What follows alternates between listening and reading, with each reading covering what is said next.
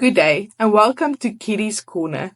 Today I want to share a video with you of 7 things I didn't know about postpartum. When I remember being pregnant with my first, I did as much research as I possibly could, but there are still things that nobody tells you.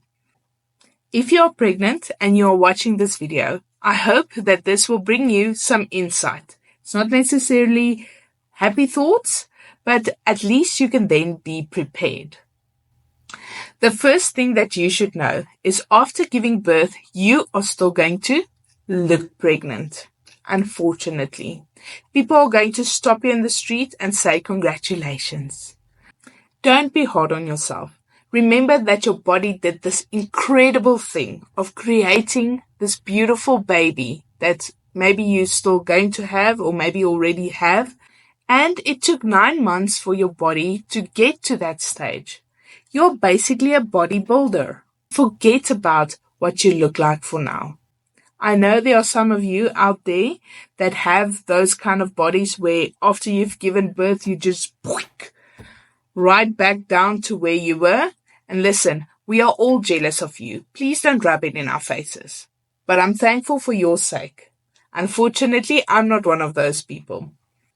The next thing that to me was extremely shocking is that your hair is going to fall out. While you're pregnant, you have beautiful, luscious hair. Unfortunately, it's not the case postpartum. You see what I did with my hair here? It's because I can't really do anything else. Yeah, I just tie it up and hope that nobody sees me, that knows me too well. Nobody too important. I actually started counting them the one day, and I've worked out roughly in a month's time that I lost about 14,000 hairs. Now that's a lot. The third thing that I wish I knew with my firstborn was that mommy stress can lead to colic. Mommy stress is not necessarily a cause of colic. They don't really know what the cause is, but it can increase colic. So the more you stress, the more your baby feels it, and they are truly connected to you. It's an amazing thing. Sorry, I'm getting sidetracked. If you stress a lot, it actually comes forth in your baby's behavior. Somebody once explained it to me. If you want to help someone that is maybe dangling over the edge, and you go and you say, okay, let me see if I can help you. You are going to stress that person up so much because you don't have confidence in it. This is the time when fake it until you make it is a good motto to have. You grab that person's hands and you say, listen, I'm not letting you go. I'm pulling you up. Regardless if your legs are shaking in your boots, pretend like you know what's going down. It's especially difficult if you're a first-time mom. But luckily, like I said, it's not my first rodeo, so it becomes easier. And I can see the sleep patterns of my babies increasingly getting better because I stress less. If you do sit with a baby with colic or reflux, there's actually hope. I want to jump in here with a story about my second born. She had extreme reflux. We tried all kinds of different milks, even goat's milk. Eventually, we had a Novolac AR Digest, which, if you don't know, it's a milk that it becomes thick when they drink it so that it cannot be regurgitated.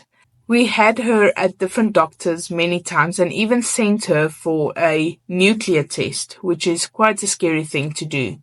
And we couldn't solve the problem. The wonderful news is that if you can get your baby to a chiropractor, it's very possible that they can sort you out. I have an amazing chiropractor, and he explained to me that it's probably the vagus nerve that is pinching. Now remember, this is after a whole year of tests and different milks and a lot of stress and medicines. What we did was we took her to the chiro, he looked at her, and he manipulated her, which for me was quite scary, but she was fine. She didn't even cry. And you know what? Never again. No more reflux. We haven't had any issues since then. The next thing that I want to share with you is the newborn stage.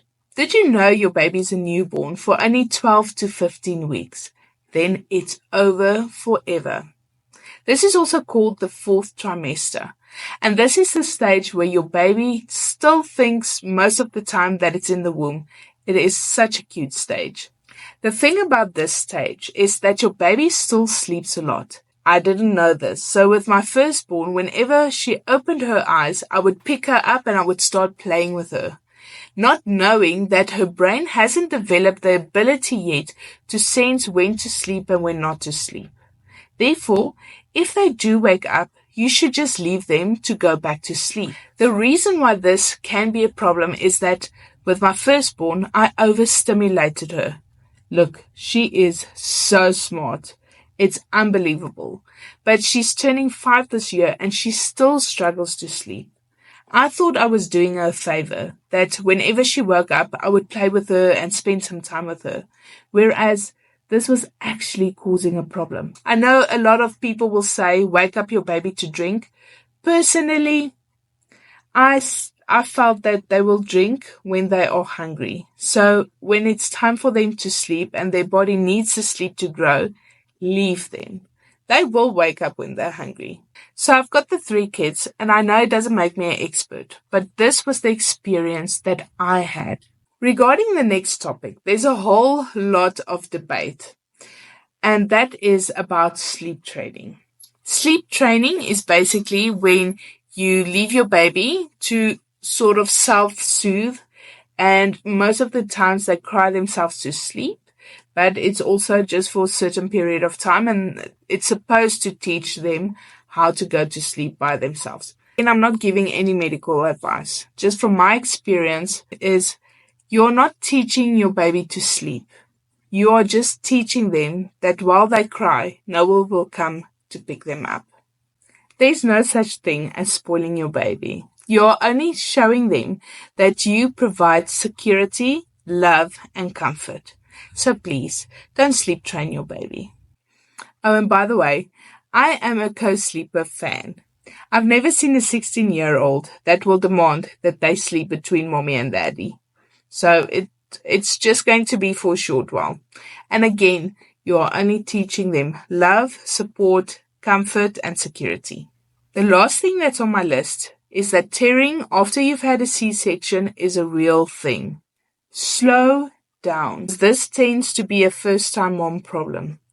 Please don't try and have this perfect house where you do the dishes, the washing, you clean your house, you have the baby. Tearing your stitches is a real threat. It happened to me, and unfortunately I had to get one of those vacuum plasters things because I got infection, and obviously postpartum infection is very, very dangerous. Please don't do this to yourself. Nobody's going to care if there's dust underneath your desk. It is okay to have a messy house and have it look like there's people living in it. Good luck, and may Abba bless you, your baby, and your family tremendously. This is a wonderful time in your life, and mommy, you're doing an excellent job.